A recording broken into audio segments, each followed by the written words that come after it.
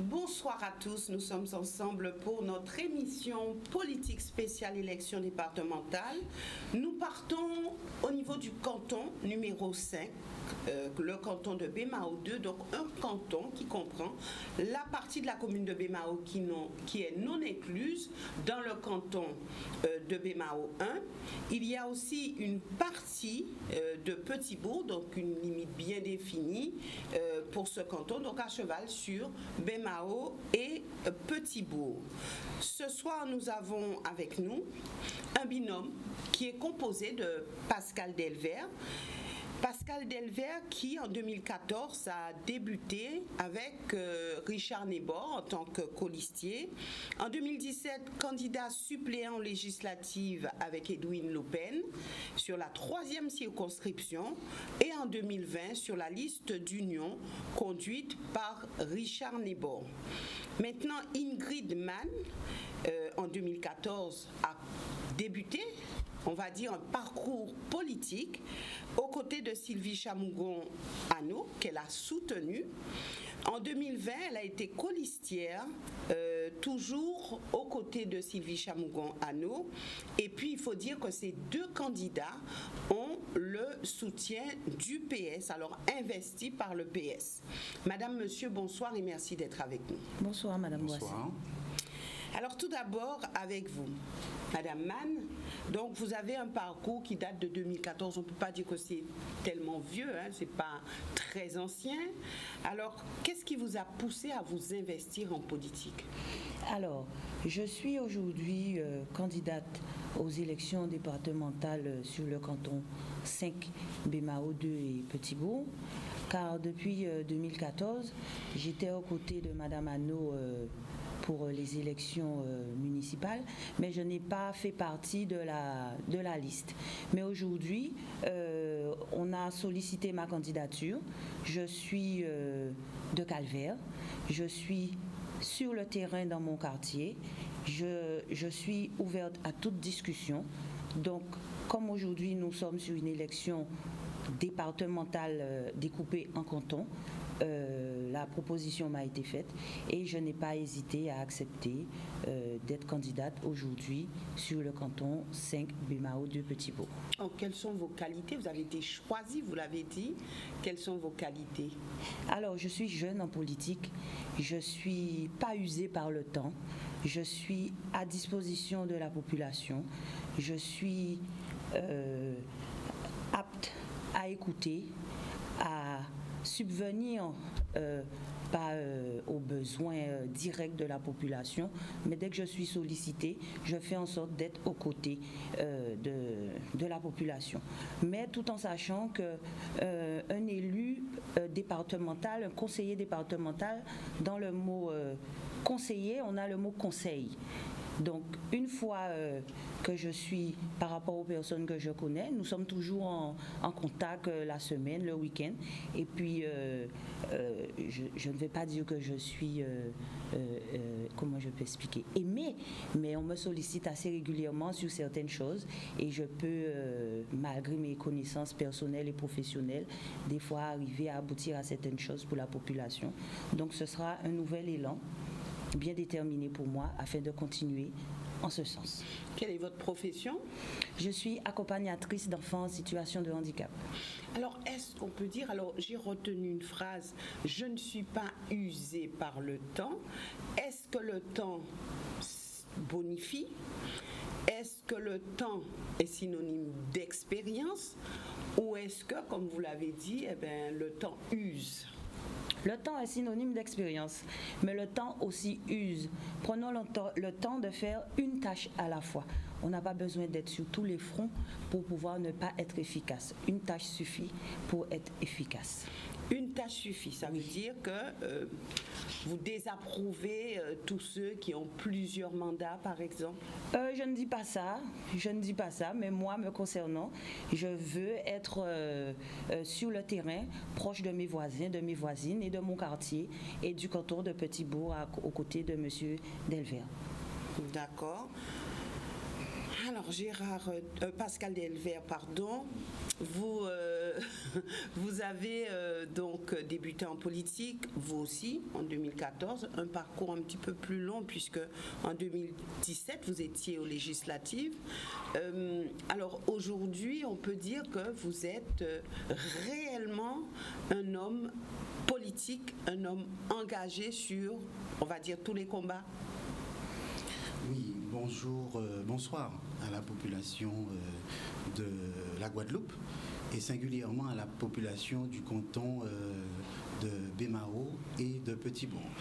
Donc c'est bien Pascal Delvert, hein. Donc j'ai 41 ans, je suis agent de maîtrise dans une grande entreprise d'énergie. Donc mon parcours, il a vraiment débuté, si je puis dire, en 2014, où j'avais la velléité d'aller aux élections municipales, mais à la suite, nous avons opté plus pour un rassemblement et une liste d'union.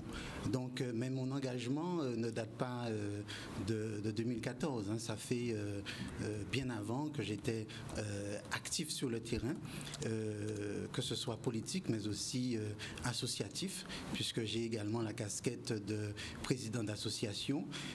J'ai un militantisme aussi en matière économique, puisque j'ai eu les fonctions de secrétaire de l'association des commerçants de Petit-Bourg.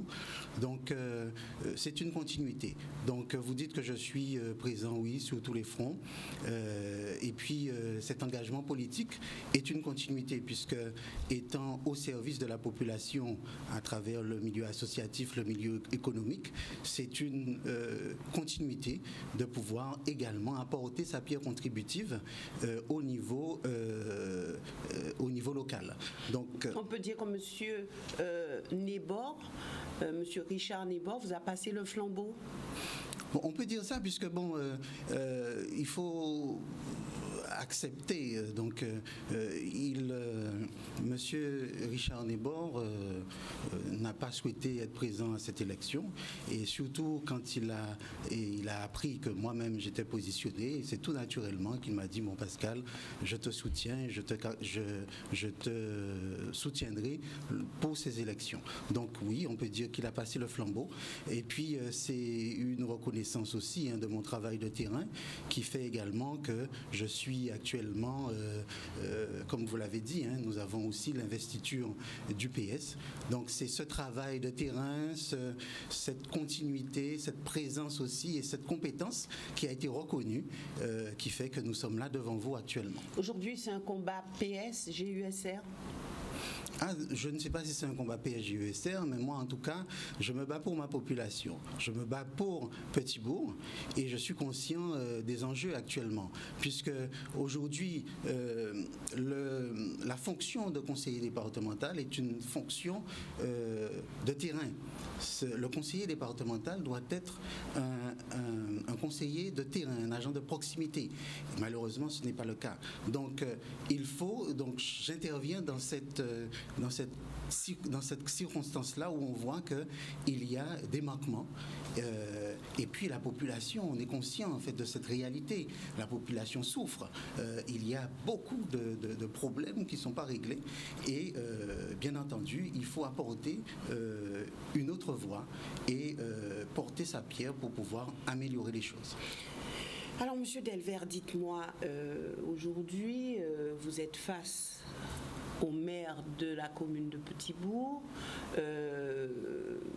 Guy Losbar, qui apparemment aurait quelque chance de devenir, s'il est élu, le président de cette assemblée. Alors, vous vous battez avec les mêmes armes? Bon, alors c'est quelque peu fâcheux, je vois, puisque effectivement, je pense qu'on met la charrue un peu avant les bœufs.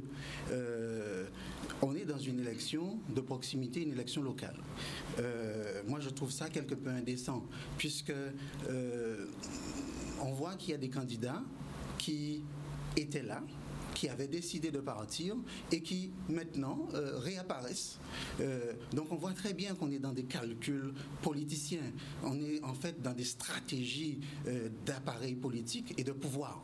Moi je m'inscris dans une autre dynamique. Moi je veux être au service de ma population. Donc moi, l'intérêt, c'est la population avant tout. Je ne suis pas dans des calculs politiciens, je ne suis pas non plus dans des stratégies de pouvoir. Moi, ce qui m'importe, c'est l'intérêt et le mieux-être de ma population. Donc, effectivement, peut-être qu'on milite, on ne milite pas avec les mêmes armes, mais je parle avec mon cœur. Je parle avec cet amour de la population et je sais que la population, puisqu'on est continuellement sur le terrain, on voit, on ressent, on entend les choses, on voit qu'il y a de la souffrance et on voit que le travail n'a pas été fait. Le travail n'a pas été fait et M. Losbar, puisque vous parlez de lui, il a été conseiller départemental depuis 2004. Aujourd'hui, il décide de revenir sur ce canton-là. Je ne pense pas qu'on a les mêmes intentions. Moi, je vous dis, moi, je milite pour la population de Bemao et pour la population de Petit-Bourg. D'accord. Alors, pour vous, Madame Mann, qu'est-ce qui fait votre force? Qu'est-ce qui vous différencie en clair des autres binômes? Alors, nous constatons que sur la partie de Bemao, le binôme qui était là il y a 6 ans, c'est un binôme sortant. Aujourd'hui, il est passé au rang de suppléant. Donc, Madame Boissé, je pense que s'ils avaient été efficaces pendant ces 6 dernières années, ils ne seraient pas passés au rang de suppléant. N'est-ce pas une stratégie politique? Peut-être, mais il ne faut pas que la population se fasse de nouveau berner. Nous ne sommes pas des bénis oui-oui, nous sommes jeunes, nous sommes entourés d'une équipe dynamique, prête à travailler. Pascal l'a dit, nous sommes régulièrement sur le terrain, les gens nous parlent, les gens nous posent des questions. Nous, on a eu l'occasion de demander quels sont vos représentants sur le canton 2. Beaucoup de personnes ne les connaissent pas, ni physiquement, pas même de nom. Aujourd'hui, à J-15, on constate qu'on voit des vidéos qui circulent montrant, Madame Intel, on constate qu'elle est en situation de handicap ou qu'elle est âgée, qu'elle a personne qui s'occupe d'elle, il faut qu'on puisse l'aider, on constate qu'elle risque de tomber, il faut qu'on lui fasse un dossier pour son autonomie, qu'elle puisse gérer son quotidien seule à la maison. Madame Boissé, c'est eux qui étaient là il y a 6 ans, c'est pas moi. Donc si le travail n'a pas été fait pendant 6 ans, ce n'est pas dans 15 jours que celui-là peut être fait. Si le constat se fait maintenant à J-15, qu'est-ce qu'ils ont fait il y a 6 ans? Donc, je suis avec Pascal. Nous sommes prêts à nous engager aux côtés de la population. Nous sommes déjà sur le terrain parce que c'est ni hier ni aujourd'hui qu'on a commencé à sillonner tous les quartiers, que ce soit sur Petit-Bourg ou sur Bemao. Et on a des retours qui ne sont pas très positifs. Mais nous ferons en sorte d'être là et d'aider la population de notre canton. Donc, vous êtes en train de nous dire en clair que c'est un canton qui a été délaissé. Ah oui, totalement délaissé. Rien n'a été fait. Je ne dis pas que rien n'a été fait, mais pour la plupart des personnes que nous avons rencontrées, ils n'ont eu aucune aide. Nous avons pu rencontrer une dame qui avait demandé une aide concernant des réparations dans son logement, dans sa maison, pardon. Le dossier est passé dans toutes les mains qui puissent exister. Jusqu'à aujourd'hui, elle n'a aucune réponse. Alors, qu'est-ce qui fait que vous serez plus efficace que ceux qui étaient en place? Madame Boissé, il n'y a rien de compliqué. Il faut prendre son temps, rencontrer les personnes, essayer de voir, de répondre à leurs attentes, tout en mettant en place des dossiers et porter ces dossiers aux grandes institutions afin de pouvoir débattre et de trouver une solution pour aider ces personnes. Et tout être a besoin de se sentir intéressé au sein de sa population. Nous devons prendre le temps d'être avec eux. Comme je vous dis, on ne peut pas être sur le terrain, on téléphone. Quand on peut, on passe, on voit. Ce n'est pas seulement lors de la période électorale. Le travail de terrain, comme je vous ai dit, pour un conseiller départemental, se fait 24 sur 24. Il faut être disponible pour sa population. Et je pense que je le suis. Oui, donc là, votre vision du canton, c'est qu'il a été délaissé et que quasiment tout est à faire, c'est ça. Tous les deux, c'est ce que vous êtes en train de dire. En fait, ce n'est pas nous qui le disons, c'est la population qui en ressort. Puisque je prends un exemple concret. Un exemple concret. Je vous disais tout à l'heure que l'élu départemental est un élu de terrain, un élu de proximité. Qu'est-ce qui sacralise cette fonction? La proximité. Je prends un exemple très clair. Il n'y a même pas une permanence pendant tous ces mandats, que ce soit pour l'OSBAR ou pour les binômes sortants, il n'y a même pas un lieu matérialisé où l'on peut dire que l'on reçoit son public. Ça, nous allons déjà changer ça, parce qu'il est hors de question que nous ne puissions pas avoir ce contact direct avec la population de ce canton. Donc nous allons ouvrir, que ce soit à Petit-Bourg ou avec Ingrid à Bémao, les permanences des candidats Man Delvert. Et je le dis, vous aurez accès à cette maison du peuple. C'est comme ça que je vais l'appeler, la maison du peuple, la maison des petits bourgeois, la maison des Bémaotiens. Pour que nous serons à votre écoute, nous serons disponibles, nous serons proches de vous et nous vous accompagnerons pour porter aux institutions, aux instances, vos dossiers.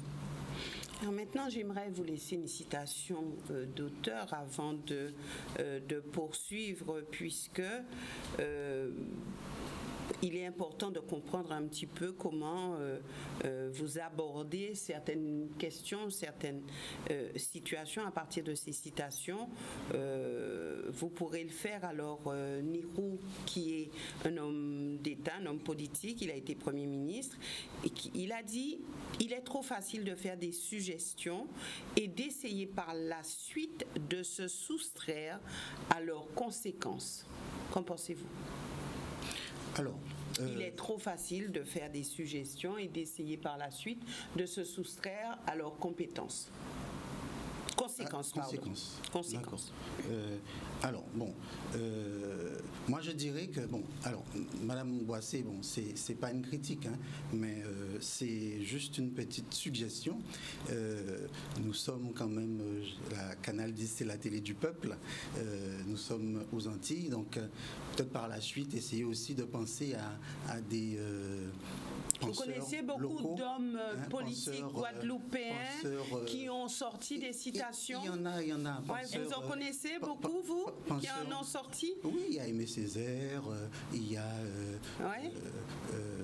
il y en a dans la Caraïbe, dans les Antilles. Donc, alors écoutez, voilà. Une citation, c'est une citation, qu'elle vienne d'hommes politiques de l'Hexagone, qu'elle vienne d'ailleurs, parce que là, c'est pas un homme politique français. Donc, vous savez, les citations, moi, je les prends quand elles sont en adéquation peut-être avec un contexte et un contexte local. Donc, on ne va pas se fermer en disant, nous sommes en Guadeloupe, prenons des citations. Oui, en fait, c'était une suggestion. Il y a aussi, et avec autant de binômes, je pense que je ne trouverai pas autant de citations chaque jour. Voilà. Allez-y. Alors, du coup, j'ai perdu mon fil. Vous pouvez répéter la suggestion, s'il vous plaît? Oui. Donc, est-ce que vous avez, vous, une citation d'un homme politique guadeloupéen? Non, mais vous non, je vous pose la question. Est-ce que vous en avez eu de citations d'hommes politiques guadeloupéens? On aura l'occasion d'en reparler, mais bon, je vais répondre. Je vous laisse celle-ci. C'est vous la journaliste, hein, madame, hein? Oui, c'est pas moi. Mais vous m'avez donné un petit conseil, donc je suis votre conseil. Mais bon, c'est vous. D'accord. C'est à vous à faire les Il est trop facile de faire des suggestions et d'essayer par la suite de se soustraire à leurs conséquences. D'accord. Alors, bon, moi je dirais que, effectivement, peut-être que quand on n'est pas encore dans l'action, quand on n'est pas encore dans le concret, quand on n'est pas encore dans le système, si je puis dire, quand on a un point de vue de l'extérieur, et on peut émettre des avis, on peut émettre des suggestions, on peut émettre des orientations, et que quand on est confronté peut-être à la réalité, on constate que ce n'est pas vraiment, ce n'est pas le même fonctionnement, ce n'est pas vraiment ce à quoi on peut, ce qu'on avait espéré. Donc à ce moment-là, il faut apporter les adaptations, mais avoir le courage d'aller jusqu'au bout de ces investissements investigations et de ses recommandations. Donc moi je suis pour ça, puisque si on ramène ça au contexte, moi je dis effectivement actuellement c'est vrai que j'aspire à être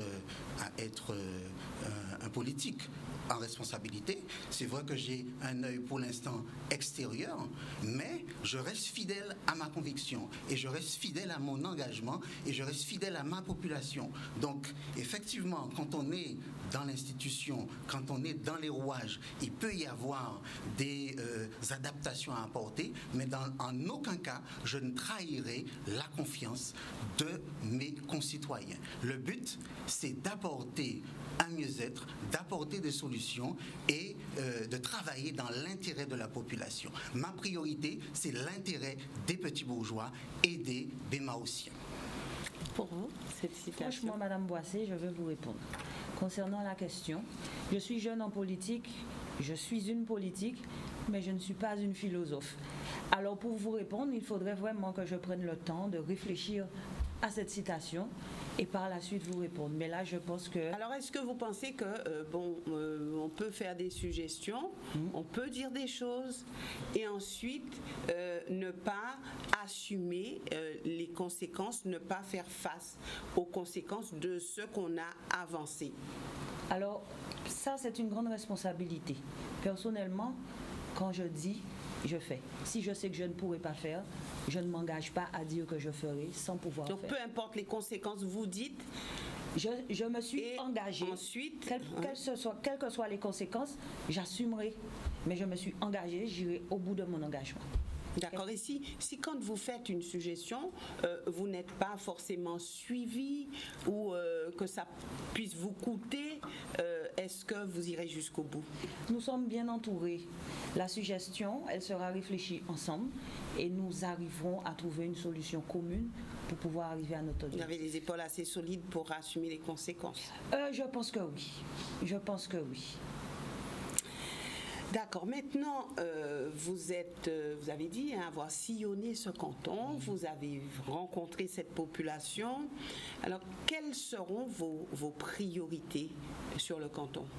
Alors, comme Pascal l'a dit tout à l'heure, notre première priorité sera d'ouvrir une permanence afin de recevoir la population et d'écouter leurs doléances à travers les maisons de quartier. Mais si celles-ci ne nous sont pas ouvertes, comme je viens de vous dire, nous sommes entourés de personnes qui sont prêtes à travailler avec nous et nous arriverons à trouver un lieu, que ce soit sur Bémao ou Petit-Bourg, qui sera tournant afin de recevoir les élus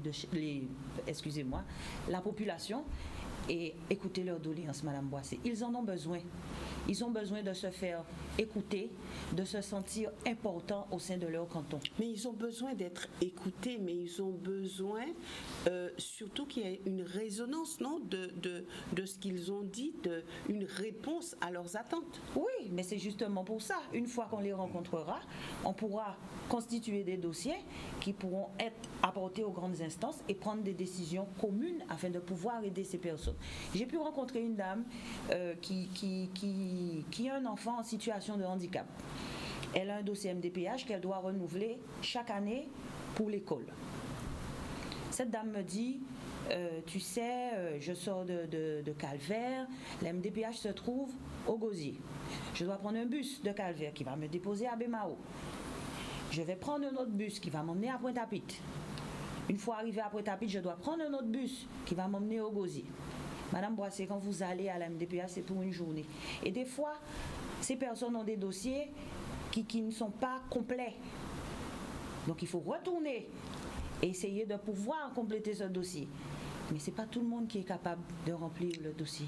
Alors que faire dans cette situation? À travers ces permanences aussi, on peut proposer de l'aide à ces personnes et selon nos compétences, s'accompagner de personnes qui pourront aider ces personnes afin que les dossiers soient remplis en bonne et due forme. Et lorsque ces personnes pourront aller déposer leur dossier, ils auront un récépissé de dépôt et en attente de leur réponse. Parce que quand vous y allez, quand vous dit que le dossier n'est pas complet, qu'il faut retourner, ça prend du temps, Madame Boissé. Ça prend du temps. Et là, je pense que déjà, ces personnes vont se sentir plus rassurées dans l'acte dans lequel ils vont faire.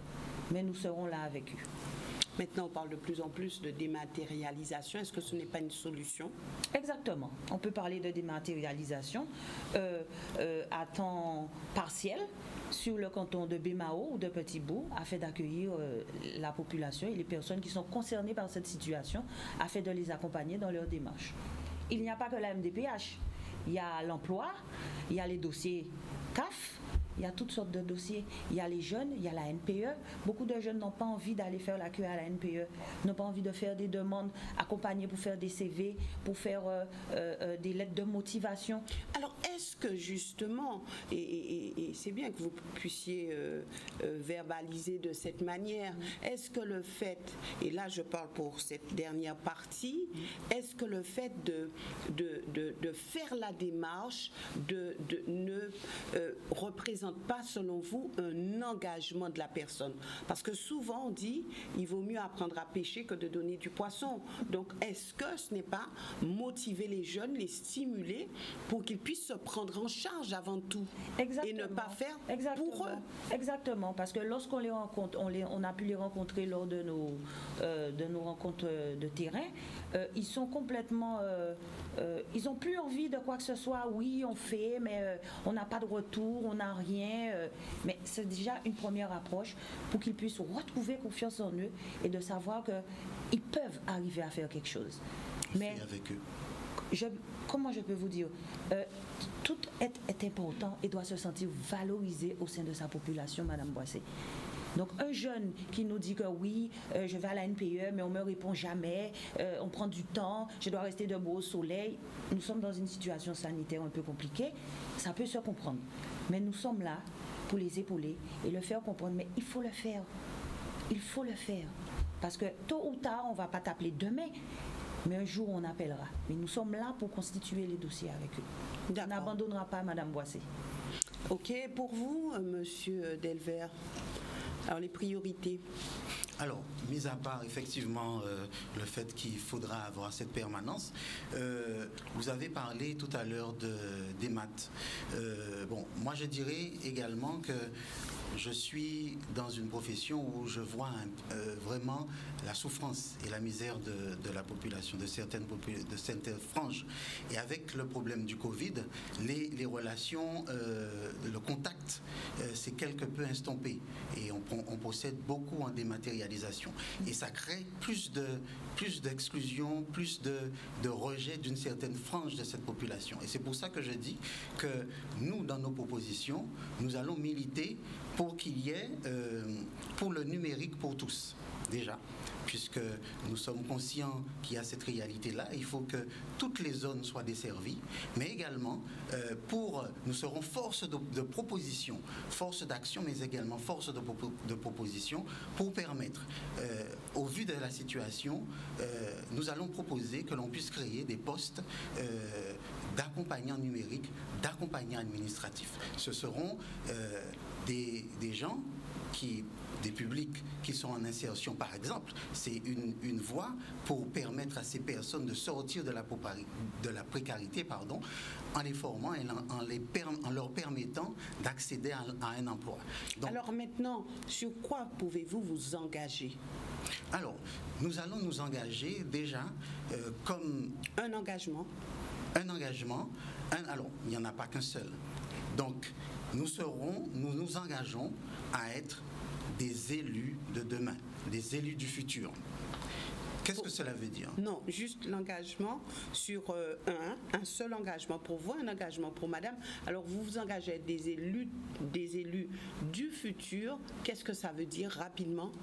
Eh bien, on constate que actuellement, et depuis quelques décennies, je puis dire, depuis les mandatures précédentes, il y a eu des conseillers départementaux fantômes. Donc nous allons changer ça. Nous serons dans le pragmatisme, nous serons des élus pragmatiques, des élus force de proposition, des élus proches de la population, des élus efficaces, et nous allons œuvrer pour le meilleur de la population, pour travailler dans un sens pour apporter un épanouissement. Il faut que le social, le développement social vienne en accompagnement du développement économique. Et le conseil départemental est l'organe de toutes les solidarités, l'organe où l'on peut exceller en matière de social. Merci. Madame Mali. Comme Pascal l'a dit, nous sommes déjà sur le terrain. Nous allons continuer en ce sens et être à côté de la population afin de répondre à tout. Nous ferons de notre mieux pour répondre à toutes leurs doléances et pouvoir les accompagner tout au cours de ces 6 prochaines années. Et nous serons contents et nous serons fiers d'eux. Merci, merci. Merci à vous d'être venus sur ce plateau. Je vous rappelle qu'il y a une rediffusion de cette émission demain à 9h30. Et puis, bien sûr, comme vous le faites déjà, continuez à vous orienter vers le Facebook de Canal 10 et aussi sur YouTube pour revoir tous ces binômes. Excellente soirée à tous.